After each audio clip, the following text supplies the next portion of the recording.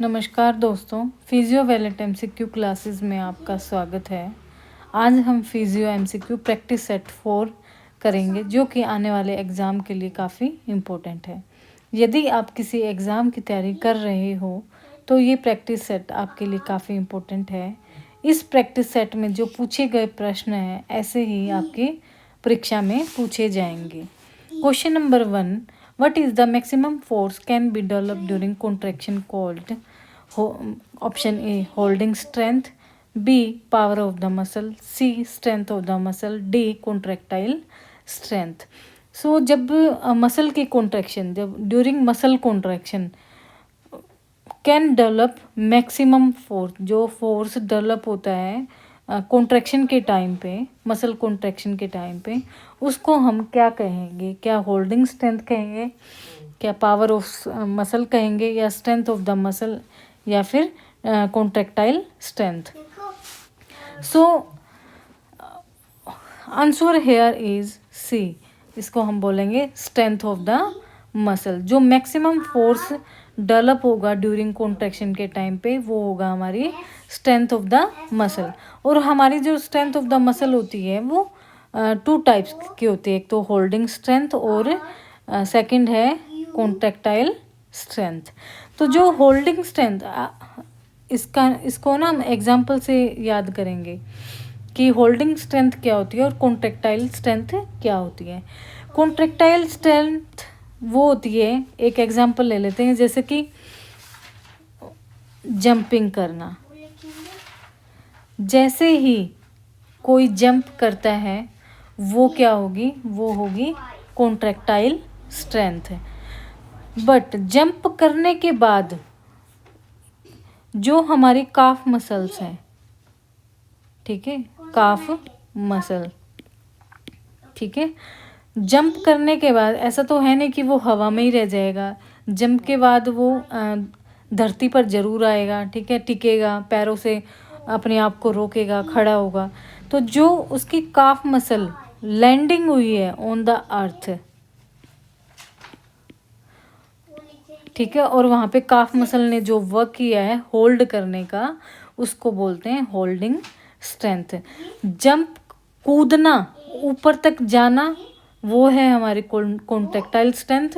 और होल्ड करना किसी मसल, जब कोई भी मसल की स्ट्रेंथ होती है वो होल्ड करती है, वो होता है हमारी होल्डिंग स्ट्रेंथ।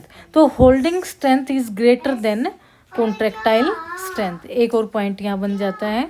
इसको कैसे याद रखना है कि सबसे पहले स्ट्रेंथ ऑफ द मसल क्या होती है कि जो मसल कॉन्ट्रैक्शन के टाइम पे मैक्सिमम फोर्स डेवलप होता है, उसको बोलेंगे स्ट्रेंथ ऑफ द मसल। ये जो स्ट्रेंथ ऑफ द मसल है ये 2 टाइप की होती है, holding strength and contractile strength. एक बार आप कूद के भी देख लेना, ठीक है। जैसे ही आप जंपिंग करेंगे कॉन्ट्रैक्टाइल स्ट्रेंथ, और जैसे ही आप ज़मीन पे खड़े हो जाएंगे वो होगी आपकी होल्डिंग स्ट्रेंथ, जो कि काफ मसल आपको होल्ड करेंगी, ठीक है, कॉन्ट्रैक्ट होंगी। उस टाइम पे क्या कौन सी मसल कॉन्ट्रैक्ट होगी? काफ मसल, ठीक है। तो holding strength is greater than contractile strength. Question number 2 है हमारा, which condition use for Yergason test. तो जो यर्गासन टेस्ट है हमारा, ये कौन सी कंडीशन में इंजरी में यूज़ किया जाता है? वो किया जाता है option A bicipital tendonitis, B infraspinatus, C supraspinatus, D subscapularis. So answer here is bicipital tendonitis, ठीक है। जो हमारे बाइसेप्स के टेंडन है, long head and short head, उसके टेंडन की जब इन्फ्लामेशन हो जाती है तब ये हम टेस्ट करते हैं, और इम्पोर्टेंट टेस्ट है ये। और इसको हम स्पीड टेस्ट भी कहते हैं। कौन सा test? Speed test. Question number 3 है, the amount of work done by the muscle in a given unit of time, ठीक है। Amount of work done, amount पूछा गया, ठीक है, amount of work done by the muscle in a given unit of time. एक time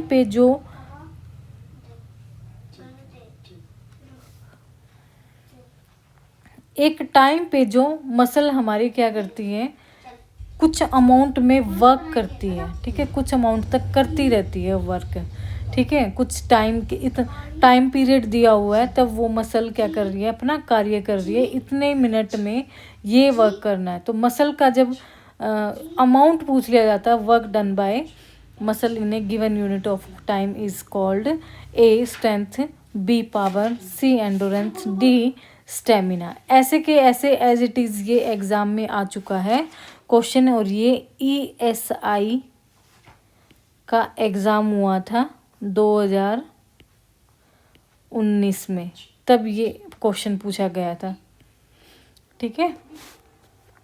तो answer here is power, ठीक है। देखो पावर का मतलब क्या है कि हम कहते हैं ना कि इस बंदे में कितनी पावर है काम करने की। तो the amount of work done by the muscle in a given unit of time is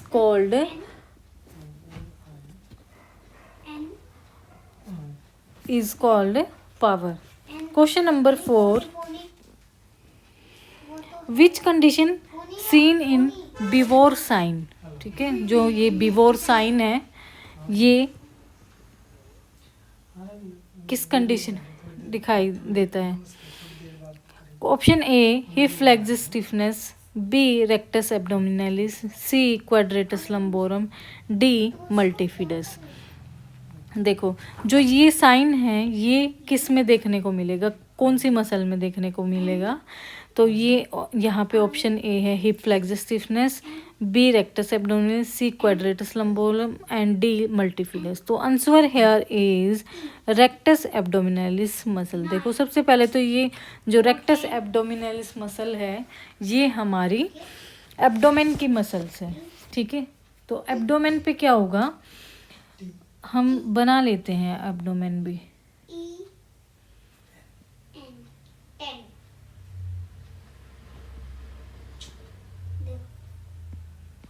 देखो कैसे, देखो ONE, ठीक है। देखो ये अम्बलाइकल है और यहाँ पे है रेक्टस एब्डोमिनालिस मसल्स।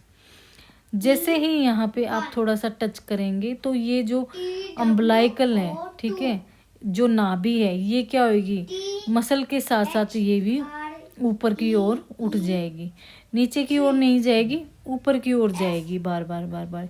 इसको बोलते हैं हम बिफोर साइन। और अक्सर एक और क्वेश्चन मैं बता देती हूँ मल्टीफिडस पे, कि जब भी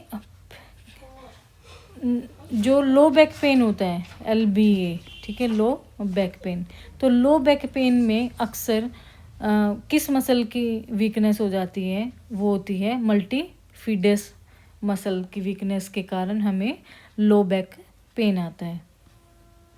क्वेश्चन नंबर 5 है, which day celebrate the world no tobacco day.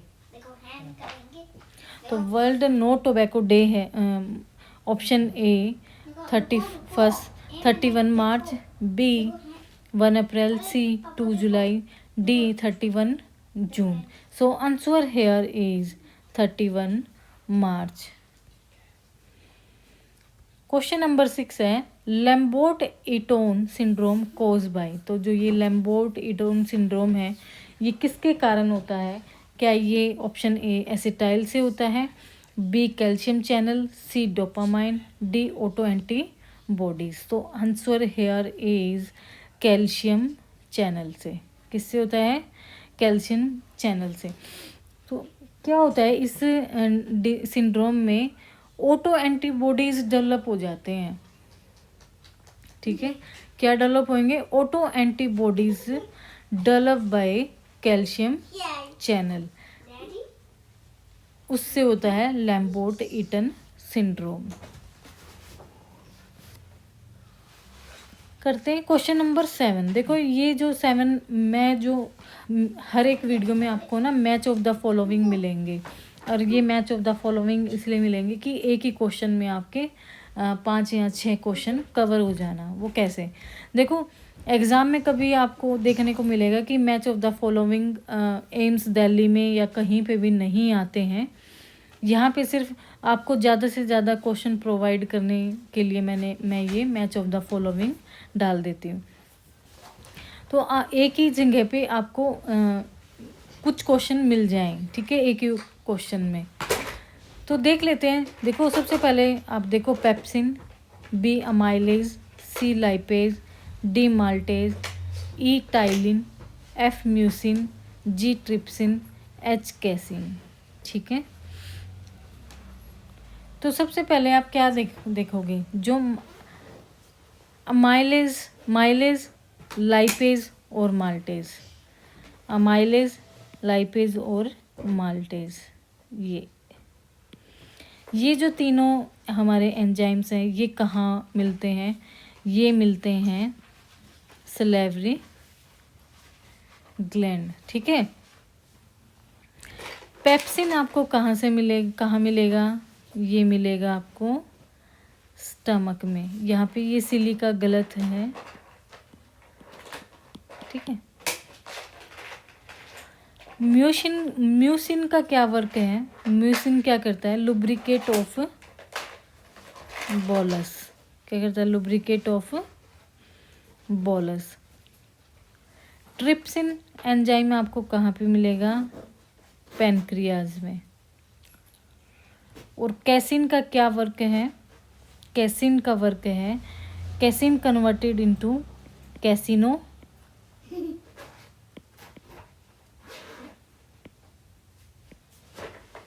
Caseinogen, जिससे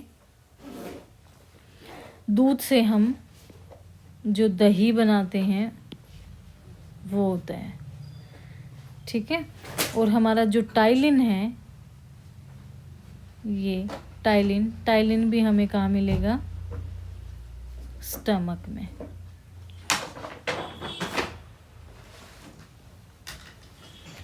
ये क्वेश्चन अलग अलग आते हैं। अब माइलेज पे ज़्यादा क्वेश्चन आता है एम्स में, पर साथ में माइलेज और माल्टेज, पेप्सिन भी पूछ लिया जाता है। ये तो 2 इम्पोर्टेंट हैं ही आपके, और औरों का और जो हैं इनका भी आपको पता होना चाहिए। क्वेश्चन नंबर करते हैं 8।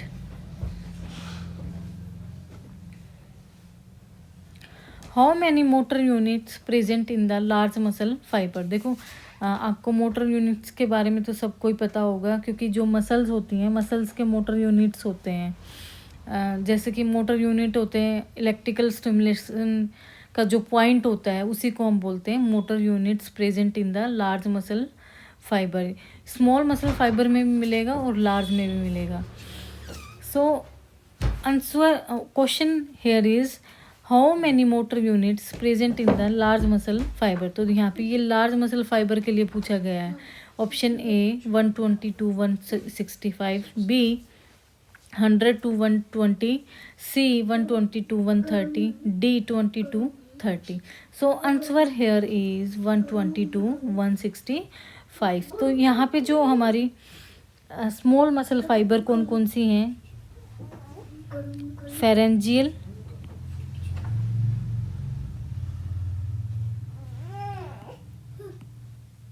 लरेंजियल,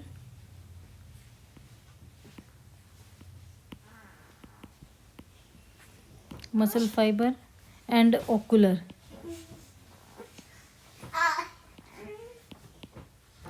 मसल फाइबर। तो फेरेंजियल में कितने मोटर यूनिट होंगे, 2 to 6। लरेंजियल में भी 2 to 6, और ओकुलर में होंगे 3 to 6। क्वेश्चन नंबर 9 है हमारा यहाँ पे। Asia scale use for which neurological condition, ठीक है। एशिया स्केल एम्स में ये क्वेश्चन बार बार आ चुका है।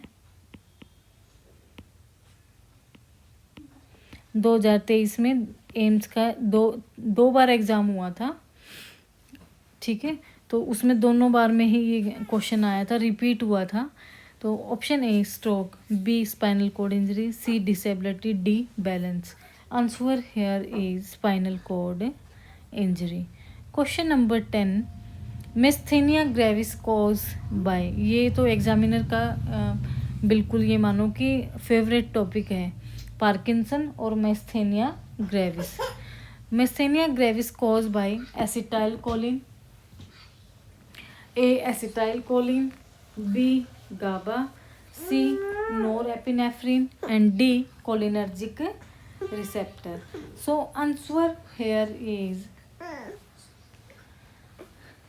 कोलिनर्जिक रिसेप्टर के कारण ही मिस्थेनिया ग्रेविस डिजीज होती है।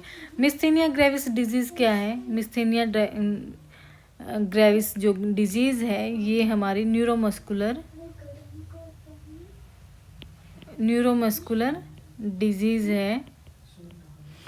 इस डिजीज में क्या होता है, ग्रेव मसल्स वीक हो जाती हैं, ग्रेव मसल्स वीकनेस हो जाती है मसल्स की, ठीक है। पेशेंट में सिम्टम्स क्या देखने को मिलेंगे, च्विंग, जो दांतों से चबाते हैं, च्विंगिंग कम हो जाती है, फैटिगनेस ज़्यादा आ जाती है,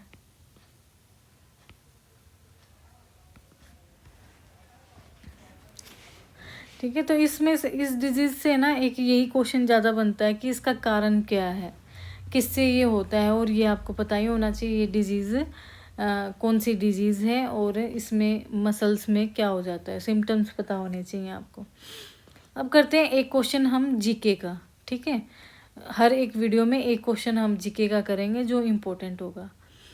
शायद आपको ये क्वेश्चन की नॉलेज हो, चलो नहीं है तो आज देख लेते हैं। Which of the following is a common use of latex rubber. थोड़ा सा इसको अच्छे से डिस्कस करेंगे। तो जो ये लेटेक्स रबर है ये क्या है, देखो आप सबसे पहले तो ये पता होना चाहिए कि ये है चीज़ क्या। तो लेटेक्स जो रबर है, तो रबर से पता लगा कि ये है तो रबर, ठीक है। जो कि आपने देखा होगा प्लांट्स में लिक्विड सैप से ये मिलता है, ठीक है। राउंड राउंड करके एक लाइन सी कर देते हैं और फिर उससे वो रबर निकलती रहती है और इकट्ठी होती रहती है, ठीक है। ये वही रबर है। सो ये क्वेश्चन पूछा जा रहा है कि which of the following is a common use of latex rubber, कि रबर का कॉमन यूज़ क्या है। क्या इलेक्ट्रिकल वायर बनती हैं इससे, बी मेडिकल ग्लव्स बनते हैं, सी कुकिंग यूटेंसिल बनते हैं, या डी बिल्डिंग मटेरियल्स बनते हैं। सो answer here is medical gloves. तो अब है ना, जब भी आप है ना ग्लव्स उठाओ ना पहनने, हॉस्पिटल में जाओ ग्लव्स पहनो, ठीक है।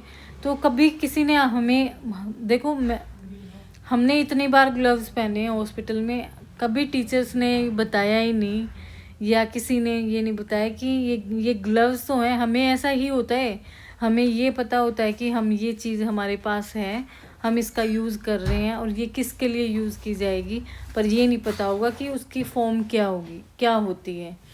तो देखो लेटेक्स रबर से ही हमारे मेडिकल ग्लव्स बनते हैं, या सर्जिकल ग्लव्स भी बोल सकते हैं आप, ठीक है।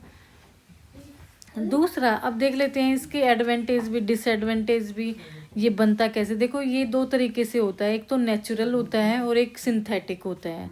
सिंथेटिक में पीवीसी जो हमारी पाइपें होती हैं वो उसमें मिक्स करके ये बनाया जाता है, या पॉली आइसोप्रीन भी, ठीक है। पीवीसी पॉली आइसोप्रीन, ठीक है। तो ये क्या है, ये सिंथेटिक है।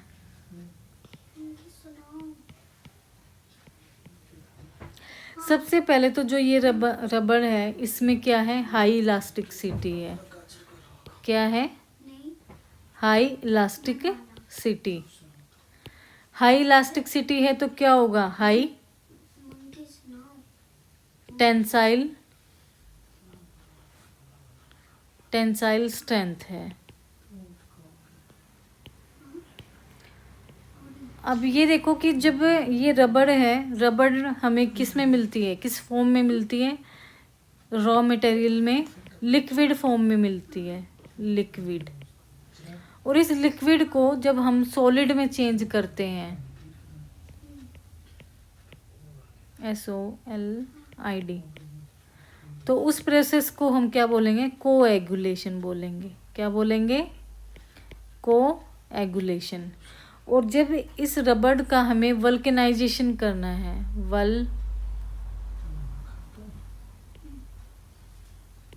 तो वल्केनाइजेशन में क्या ऐड करेंगे, सल्फर ऐड करेंगे, तब इसमें वल्केनाइजेशन होगी। ठीक है। इसकी डिसएडवांटेज क्या है, इसकी डिसएडवांटेज ये है,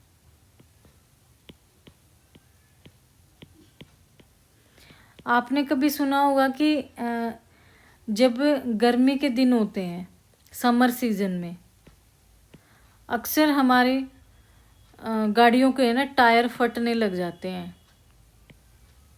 ठीक है, टायर क्या होते हैं, ब्लास्ट हो जाते हैं।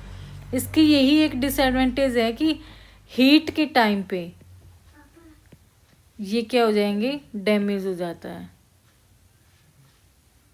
ठीक है, डिस्ट्रॉय फॉर्म में हो जाता है, डिस्ट्रॉय हो जाता है। तो एक देखो, मेडिकल ग्लव्स तो बनते ही बनते हैं, दूसरा और क्या बनते हैं हमारे, ऑटोमोबाइल। यहाँ पे ऑटोमोबाइल अगर इंडस्ट्री अगर होता तो फिर वो A और B ये दोनों ही आपको करेक्ट करने पड़ते। तो ऑटोमोबाइल इंडस्ट्री में जो लेटेक्स है, इससे हमारे क्या बनाए जाते हैं, गाड़ियों के टायर्स बनते हैं। तो ये आपका NCERT का टॉपिक है। और ऐसे ही हर वीडियो में एक टॉपिक हम करेंगे और अच्छे से करेंगे। ठीक है। और ये जो लेटेक्स रबड़ है, ये UPSC में भी पूछा गया है क्वेश्चन।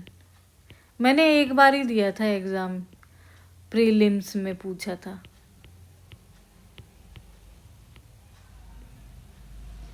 ठीक है। सो आज की वीडियो हमारी यही रहेगी। ये हमारे 11 क्वेश्चंस हैं।